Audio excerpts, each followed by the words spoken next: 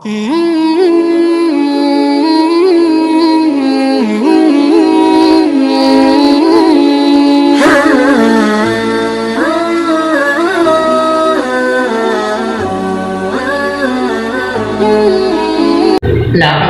ونصلي على رسوله الكريم أما بعد فأعوذ بالله من الشيطان الرجيم بسم الله الرحمن الرحيم ولا يغتب بعضكم بعضا أيحب أحدكم أن يأكل لحم أخيه ميتا فكرهتموه واتقوا الله صدق الله العظيم. بزرگان محترم، میرے دینی و ایمانی بھائیوں، اللہ رب العزت نے قرآن کریم کے اندر یہ ارشاد فرمایا، اور تم میں سے بعض بعض کی غیبت نہ کرے، اس لیے کہ غیبت ایک ایسی چیز ہے جس کے ذریعے سے معاشرے کے اندر، گھروں کے اندر اور لوگوں کے درمیان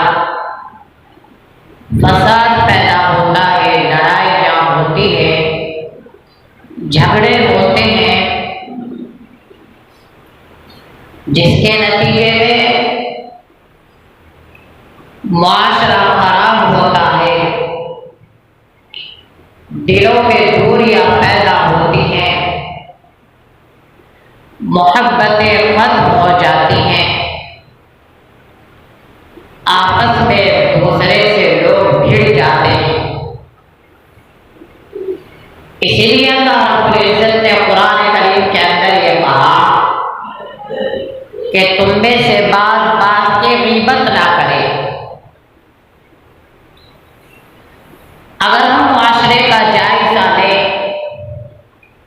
اور خود اپنے گھروں کا جائزہ لیں تو جب ہم غور کریں گے اور یہ سوچیں گے کہ ہمارے گھروں کے اندر لڑائیاں کیوں ہیں، آج کے دور میں بیٹا باپ سے بدظن کیوں ہے، بیوی خاوند سے ناراض کیوں ہے، اور دوست کا دشمن کیوں ہے، ہماری رشتہ داریاں جو ٹوٹ رہی ہے اس کی وجہ کیا ہے، ہمارے دلوں میں جو بغض پیدا ہوا ہے اور ایک دوسرے سے حسد ہے اس کی وجہ کیا ہے۔ جب ہم غور کریں گے اور سوچیں گے تو صاف طور پر یہ بات نکل کر آئے گی کہ آج معاشرے کا ہر آدمی، ہر فرد غیبت کا شکار ہے۔ آج ہر گھر میں غیبت ہے، اور گھر ہی کے اندر نہیں بلکہ آپ یہ کہیے کہ وہ گھر جس کے اندر صرف اور صرف اللہ تعالیٰ کی عبادت کی جاتی ہے اس کے اندر بھی غیبت ہے۔ آج ہمارا حال یہ ہے کہ ہم نمازیں بھی پڑھتے ہیں، حج بھی کر کے آ گئے ہیں، اور روزے بھی رکھتے ہیں، اور دوسرے نیکی کے کام بھی کرتے ہیں،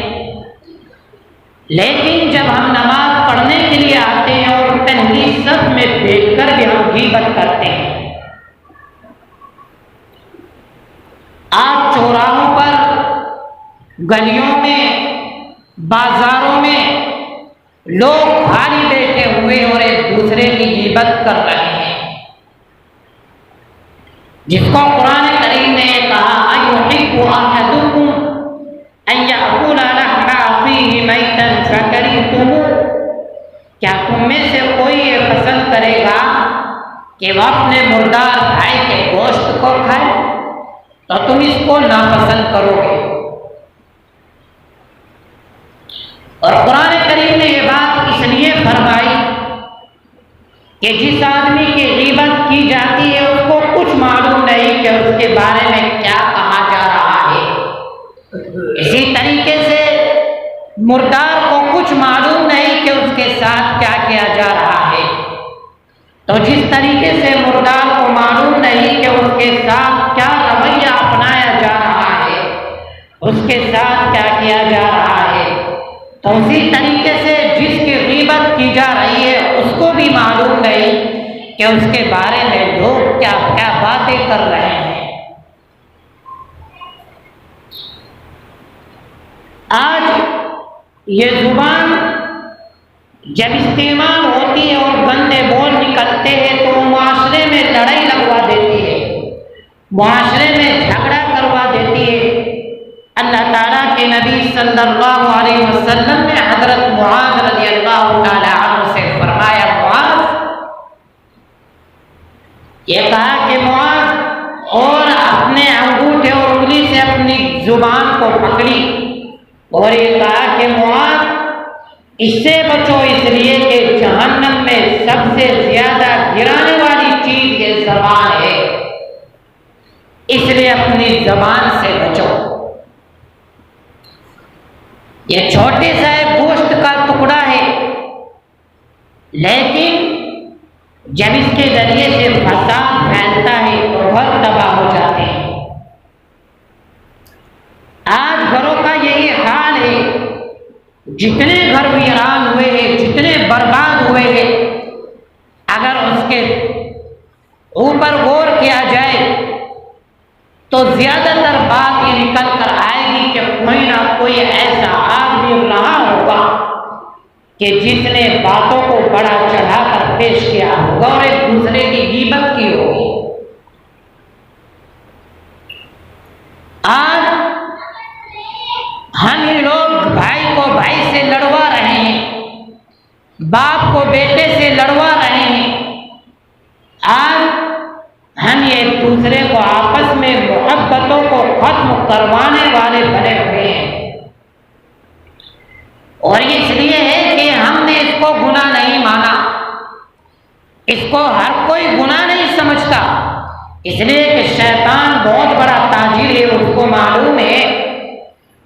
کہ اگر ایک آدمی نے داڑھی رکھ رکھی ہے تو وہ کھلم کھلا زنا نہیں کرے گا، وہ کھلم کھلا سود نہیں دے گا، وہ رشوت نہیں لے گا، تو اس کو معلوم ہے کہ اس آدمی کو غیبت پر ڈال دیا جائے۔ آدمی جب یہ سوچتا ہے کہ میں خود اچھا ہوں اور دوسرے برے ہیں، یا اس کی اچھائی اس کے اندر تکبر لا دیتی ہے، اور جب وہ اپنے آپ کو اچھا سمجھنے لگتا ہے تو دوسرے کو برا سمجھنے لگتا ہے، اور جب وہ اپنے آپ کو اچھا سمجھتا ہے اور دوسرے کو برا سمجھتا ہے تو پھر وہ لوگوں کی غیبت کرتا ہے، لوگوں کے سامنے اپنی اچھائی اور بڑائی بیان کرتا ہے، اور بیچارے بھولے بھالے لوگ یہ سمجھ ہی نہیں پاتے کہ جو آدمی اپنی بڑائی کرنے میں لگا ہوا ہے وہ خود ہی برا ہے۔ اس لیے کہ کیا ضرورت ہے اپنے کاموں کو گنوانے کی، کیا ضرورت ہے اپنی اچھائیاں بیان کرنے کی، کیا ضرورت ہے اپنے قصے کہانیاں سنانے کی۔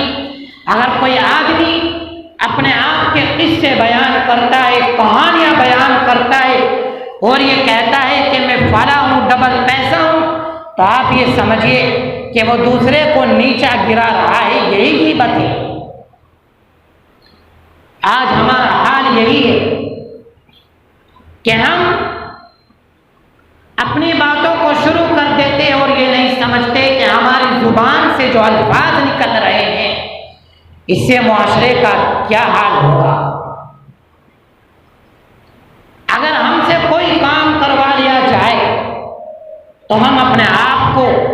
پھر تو کیا بادشاہ سمجھ بیٹھتے ہیں، اور ہم یہ سوچتے ہیں کہ اب ایک بات منوانے کے لیے تو جھوٹ بولنا ہے، بڑا چڑھا کر بات بیان کرنی ہے اور دوسرے کو بے عزت کرنا ہے۔ آج معاشرے میں یہی جو لڑائیاں ہیں وہ لڑائی اسی بات کی ہے کہ ہر آدمی اپنے آپ کو اچھا بیان کرنے میں لگا ہوا ہے اور دوسرے کو گرانے میں لگا ہوا ہے، اور جب معاشرے کا یہ حال ہو جاتا ہے تو پھر معاشرے کے اندر لڑائیاں ہی ہوتی ہیں، اور پھر حال یہ ہوتا ہے کہ باپ بیٹے کا نہیں، بیٹا باپ کا نہیں، پھر حال یہ ہوتا ہے کہ بیوی شوہر کی نہیں، شوہر بیوی کا نہیں، پھر حال یہی ہوتا ہے کہ رشتہ داریاں ٹوٹتی ہے، پھر حال یہی ہوتا ہے کہ لڑائیاں ہوتی ہے اور کچہریوں کے چکر لگانے پڑتے ہیں، پھر حال یہی ہوتا ہے کہ لوگ تھانوں کے چکر لگاتے ہیں، پھر حال یہی ہوتا ہے کہ لوگ ڈپریشن کے شکار ہوتے ہیں، ٹینشن میں مبتلا ہو جاتے ہیں، پھر حال یہی ہوتا ہے کہ لوگ ڈنڈے لے کر باہر نکلتے ہیں، پھر حال یہی ہوتا ہے اس لیے کہ جو ڈنڈے لے کر نکل رہے ہیں ان کے پاس کچھ آدمی ہیں جو ان کو اکسا رہے ہیں، بھڑکا رہے ہیں، اور وہ ان کو یہ سوچ رہے ہیں کہ یہ جو دو پیسے کما رہے ہیں، کھا رہے ہیں، پی رہے ہیں،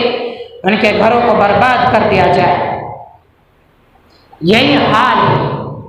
کیا ہم نہیں دیکھتے کہ جب کہیں پر لڑائی جھگڑے ہوتے ہیں تو کتنے بزرگ آتے ہیں سامنے جو یہ کہتے ہو کہ ہم تمہارا بیچ بچاؤ کرواتے ہیں، کتنے نوجوان آتے ہیں کہ جو یہ کہتے ہو کہ بیچ بچاؤ کرواتے ہیں۔ ہاں کچھ آدمی ضرور ایسے مل جاتے ہیں کہ کچھ ان کے پاس جائیں گے، کچھ ان کے پاس جائیں گے، کچھ ادھر چکر لگائیں گے، کچھ ادھر چکر لگائیں گے، اور یہ کہیں گے کہ بس آپ نے ہمت ہار لی، اس کے پاس پے ہے ہی کیا جو آپ کو وہ دھمکی دے رہا ہے۔ جبکہ حال یہ ہونا چاہیے تھا، یہ کہنا چاہیے کہ بھائی دیکھو لڑائی لڑتے نہیں، اس لیے کہ جب جو آدمی لڑائی لڑتے اس میں کسی کی جیت نہیں ہوتی۔ ہم یہ سوچ لیں کہ کسی آدمی کو جیل کے اندر ڈلوا دیا جائے، پولیس سے پٹوا دیا جائے، یا اس کو خود پیٹ دیا جائے، معاشرے میں اس کو نیچا کر دیا جائے اور ہم عزت دار بن گئے۔ میرے بھائی یہ عزت دار نہیں، یہ سماج کے لوگ گھروں کے اندر بیٹھ کر ہماری چغلی کرتے اور ہم کو ذلیل کرتے، اور سماج کے اندر یہ کہا جاتا ہے کہ دیکھیں فلاں آدمی نے کتنا برا کیا ہے۔ وہ الگ بات ہے کہ وہ آپ کے سامنے آپ کی تعریف کر دے گے، آپ کی بڑائی کر دے گے، لیکن آپ کے پیچھے آپ کے مذاق اڑایا جائے گا۔ یہ نسل آپ کے جانے کے بعد اپنے قصے کہانیاں آپ کے اپنے بچوں کے سامنے بیان کرے گی، اور حال یہی ہے کتنے سارے گھر برباد ہو چکے ہیں، کتنی بستیاں اجڑ گئی ہیں، آج وہ ایک داستان بن کر رہ گئی ہے، وہ قصہ کہانیاں بن کر رہ گئی ہے، وہ کتابوں کے اندر قصہ بن کر رہ گئی، وہ لوگوں کی زبانوں پر کہانیاں بن کر رہ گئی، اور لوگ ان کی کہانیاں ان کے قصے بیان کرتے ہیں، اور یہ کہتے ہیں کہ یہ لوگ ایسے تھے کہ جنہوں نے ہمارے حالات کو برباد کیا، ہمارے گاؤں کو گندا کیا، ہمارے گاؤں کو اجاڑا، برباد کیا۔ آج وہ اس دنیا کے اندر نہیں، لیکن وہ اپنا اثر چھوڑ کر گئے۔ لیکن اگر اس کے الٹا لوگ اچھے کام کریں اور لوگوں کے اندر محبت بانٹیں، لوگوں کے دلوں کو جوڑے، تو پھر یہ معاشرہ جنت بن سکتا ہے۔ اگر ہم یہ سوچیں کہ ہماری یہ زبان، اس کا استعمال صحیح طریقے سے کرنا ہے، سوچ سمجھ کر کرنا ہے، فیصلہ انصاف کے ساتھ کرنا ہے، ہمیں کسی کو یہ نہیں دیکھنا کہ سامنے والا کون ہے، بس جب ہم بولیں تو ہمارے دلوں کے اندر اللہ تعالیٰ کا ڈر ہو، اس کا خوف ہو، اور ہمارے سامنے یہ ڈر ہو کہ کہیں میری زبان کی وجہ سے کسی کے دل نہ ٹوٹ جائے، کسی کی رشتہ داری نہ ٹوٹ جائے، کسی کا گھر برباد نہ ہو جائے، کسی کا گھر ویران نہ ہو جائے، اور ہم یہ سوچیں کہ ہمیں اپنے گھر کو سنبھالنا ہے، اپنے گھروں کے اوپر غور کرنا ہے، ہمیں اپنی برائیاں دیکھنی ہے، دوسروں کے گھروں کے ہم ٹھیکیدار نہیں ہیں، تو پھر معاشرہ سدھار سکتا ہے، انسان معاشرے کو سدھار سکتا ہے۔ لوگ معاشرے کو سدھار سکتے ہیں، یہ معاشرہ سدھر سکتا ہے۔ اللہ تعالیٰ عمل کرنے کی توفیق نصیب فرمائے۔ وآخر دعوانا الحمد للہ رب العالمین۔